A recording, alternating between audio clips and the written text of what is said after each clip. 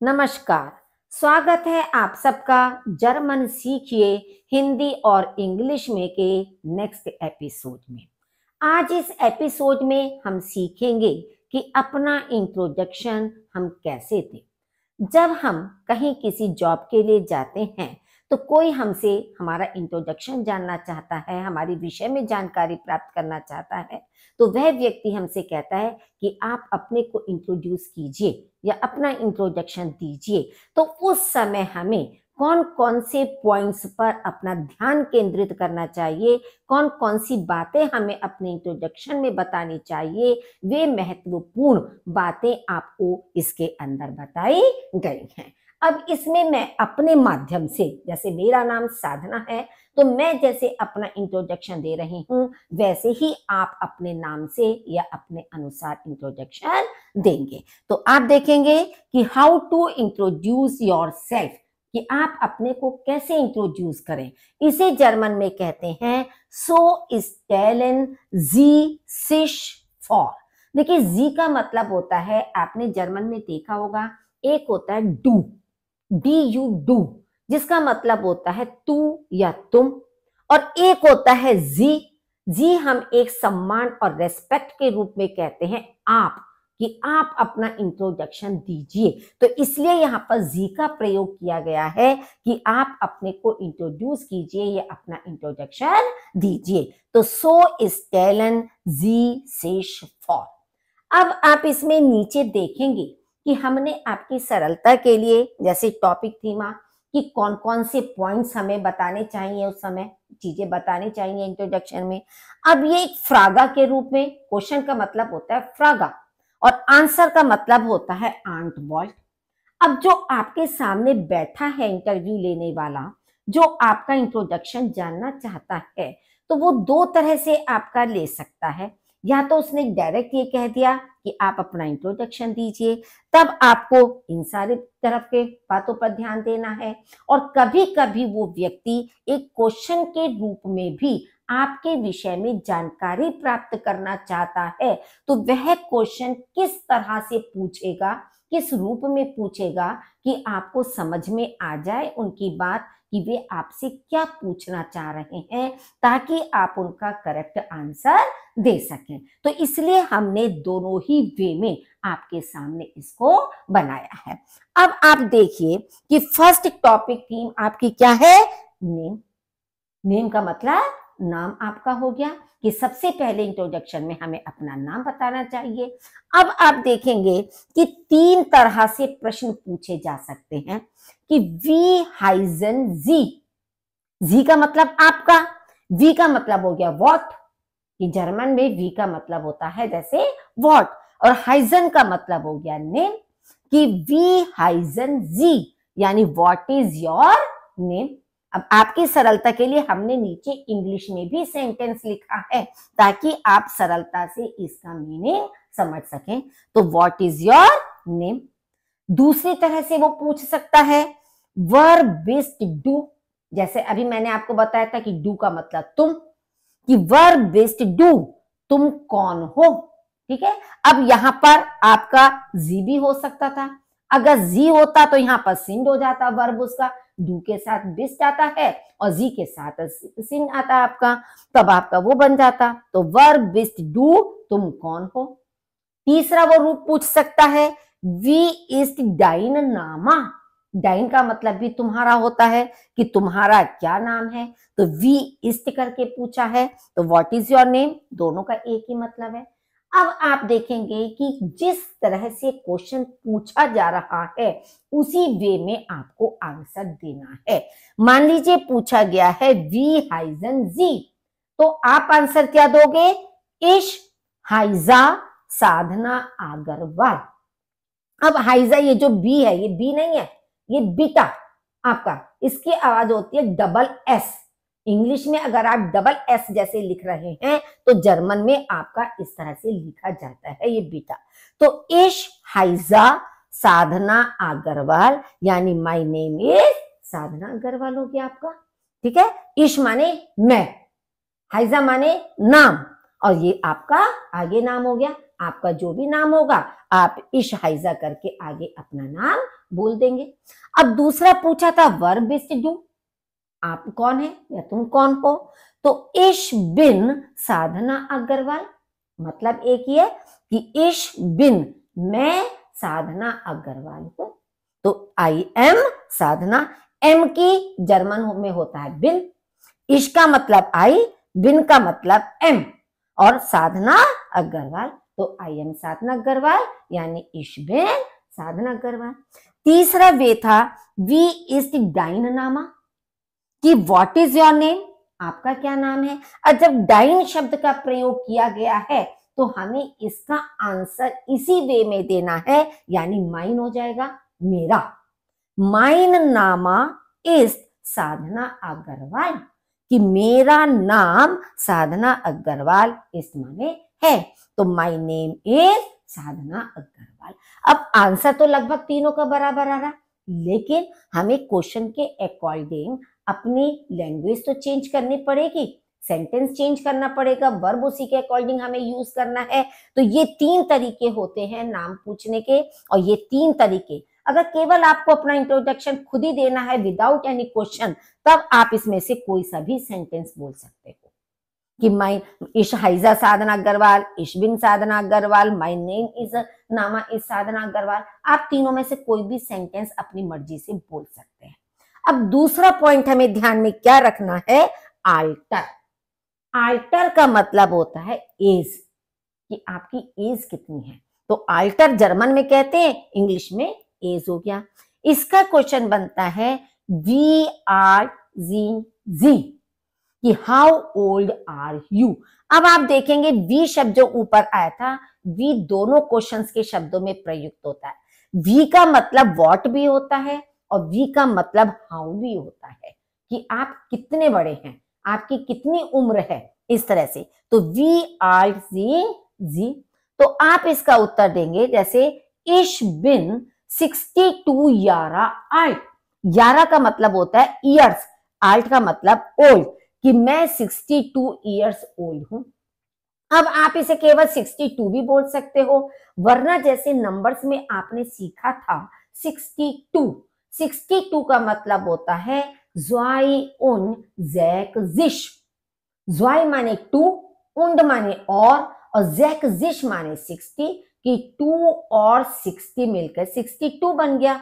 तो आप इसे दोनों रूपों में बोल सकते हो कि इश बिन 62 यारा आल्ट, या इश बिन ज़्वाई उंड ज़ैक जिश यारा आल्ट।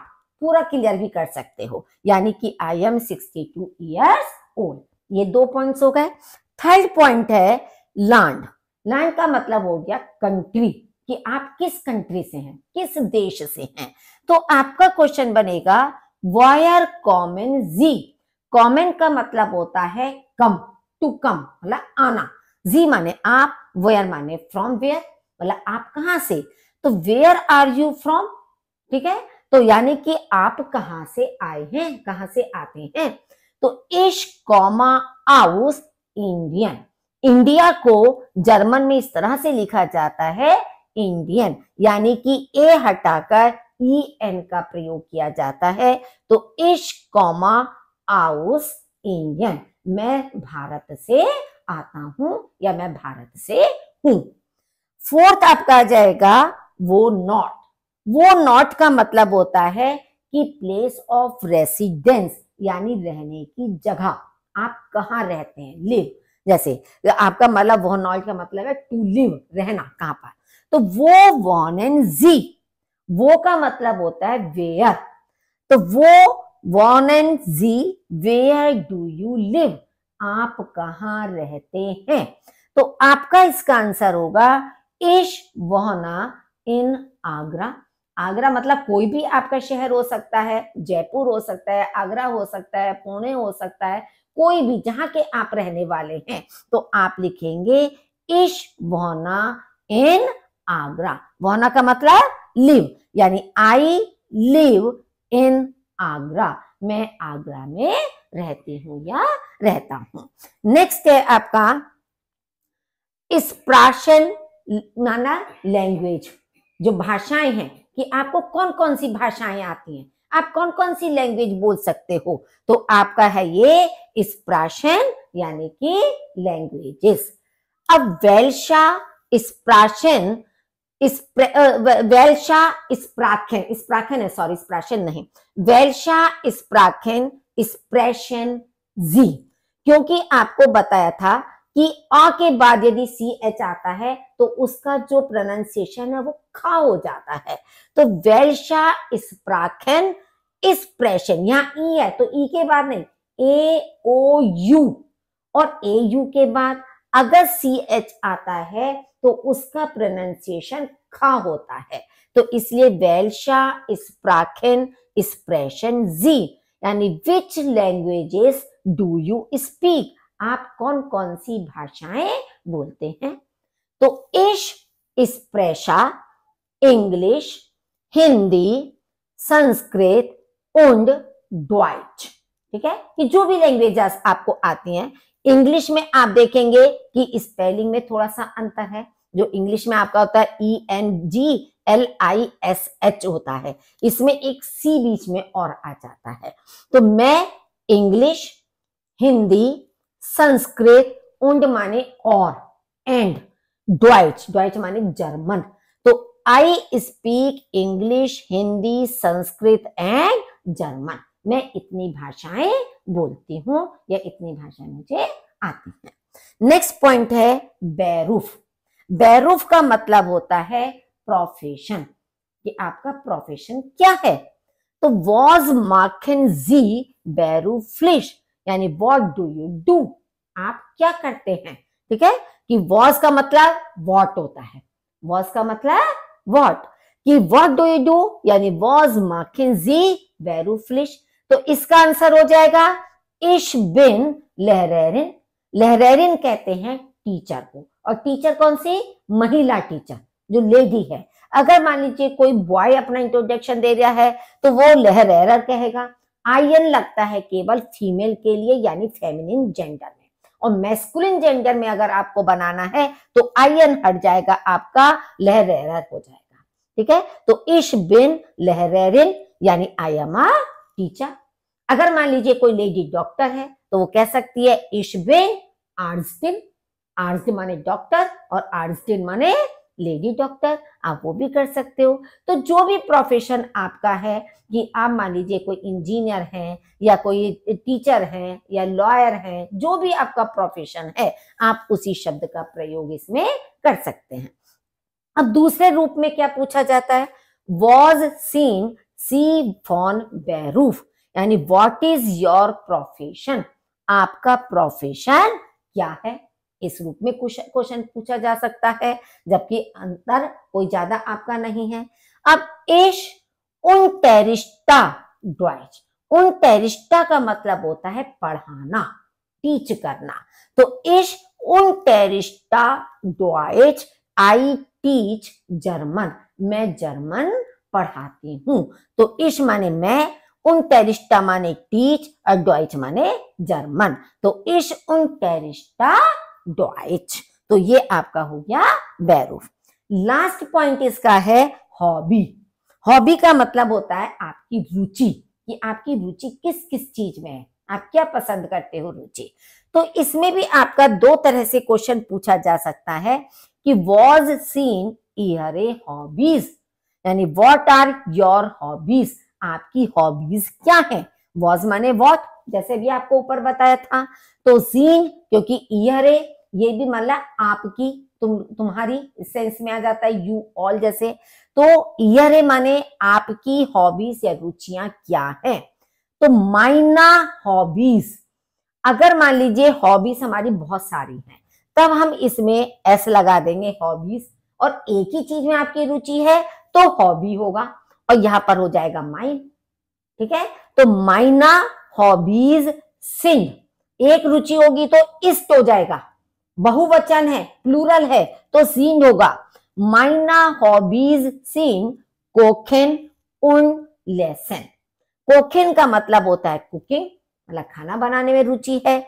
लेसन का मतलब हो गया रीडिंग, पढ़ना, बुक्स पढ़ना, जैसे होता है ना ब्यूशर, लिसन ब्यूशर, यानी कि किताबें पढ़ना मेरी रुचि है। तो meine Hobbys sind Kochen und Lesen, यानी my hobbies are cooking and reading। दूसरी तरह से प्रश्न पूछा जा सकता है, was machen Sie in Ihren Freizeit। फ्राइजाइट का मतलब होता है फ्री टाइम। फ्राई माने फ्री, जाइट माने टाइम, कि what do you do in your free time, आप अपने फ्री समय में क्या करते हैं।